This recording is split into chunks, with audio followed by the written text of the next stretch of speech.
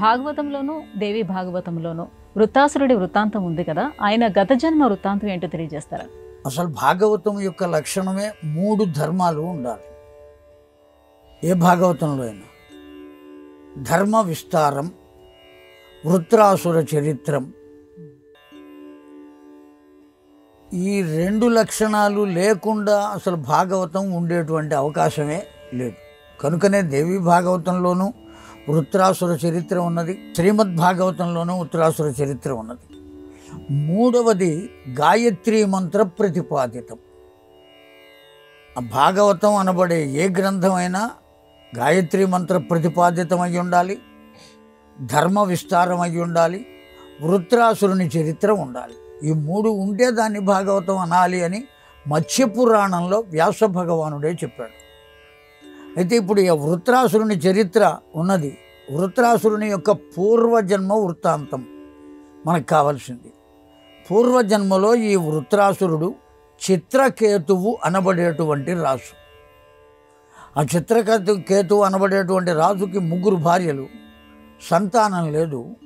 ఒకానొక సందర్భంలో 2 సాధువులు వస్తే వాళ్ళను ప్రార్థించి సంతానం పొందడానికి కావలసిన ఫలాన్ని ఒకదాన్ని పొందాడు.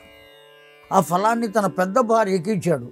ఆ పెద్ద భార్య ఆ ఫలాన్ని భుజించడం చేత ఆవిడ గర్భవతి అయ్యి ఓ చక్కని పిల్లవాడు కలిగాడు.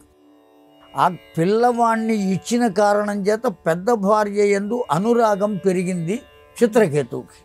ఆ కారణం చేత మిగిలిన 2 భార్యలకు అసూయ కలిగింది.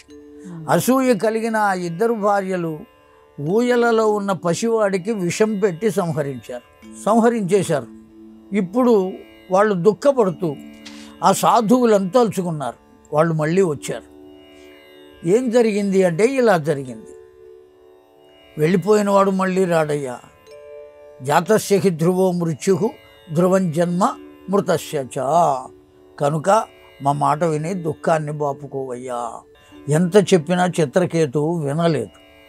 అప్పుడు ఆ సాధువులలో ఒకరు ఆ పసివాడిని పిలిచారు. ఆ పసివాడు నడుచుకుంటూ వచ్చాడు. నీ తండ్రి పిలిచాడయ్యా, నిన్ను కోరుకుంటున్నాడు, చూడాలంటున్నాడు. ఆ పసివాడు ప్రశ్న వేశాడు ఆ సాధువుని, ఏ జన్మలో తండ్రి నన్ను పిలిచెను? ఇప్పటికి ఎన్ని జన్మలైనాయో?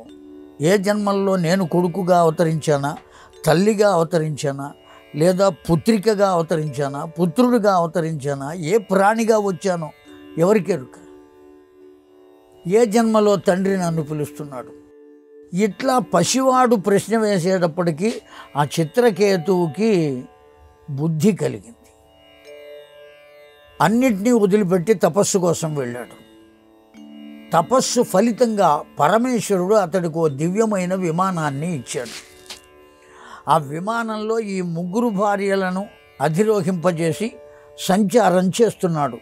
చేస్తున్న సందర్భంలో పరమేశ్వరుడు పార్వతీదేవిని తన ఒడియందు ఉంచుకుని భుజము పైన అలా చెయ్యి వేసి, ఎదురుగా అనేక మంది మునులు ఋషులు ఉంటే వాళ్ళు అడిగిన ప్రశ్నలకు సందేహ నివృత్తి చేస్తున్నారు. ఆ దృశ్యాన్ని చూచాడు. చూచిన చిత్రకేతువు ఏం చేశాడు అంటే, ఇంత అనాగరికంగా పరమేశ్వరుడంతటి వాడు అంతమంది పెద్దలు అక్కడ ఉండగా భార్యను ఒళ్ళో కూర్చోబెట్టుకుని భుజం మీద చెయ్యి వేస్తాడా అని అన్నాడు. ఆ మాట వినపడింది. ఎవరికి వినపడింది? ఒడిలో కూర్చున్న అమ్మవారికి వినపడింది. మీ భక్తుడు ఏమంటున్నాడో విన్నారా అని అడిగింది. విన్నా, కానీ వాడు నా భక్తుడు కదా, నేనేమీ చేయలేను, నువ్వేమైనా చేయదలుచుకుంటే చెయ్యి. వెంటనే అమ్మవారు శపించింది, నీవు భూలోకంలో రాక్షసుడవై జన్మిస్తావుగాక. ఎప్పుడైతే శపించిందో ఆ చిత్రకేతువుకు వినపడింది. వచ్చి పాదాల మీద పడి నమస్కరించి తప్పు తెలుసుకున్నాడు. అప్పుడు చెప్పింది, నా అంశ కలిగినటువంటి విష్ణుమూర్తి ద్వారా నీవు ఒకానొక ఆయుధము చేత సంహరింపబడి మోక్షాన్ని పొందుతావు అని చెప్పింది.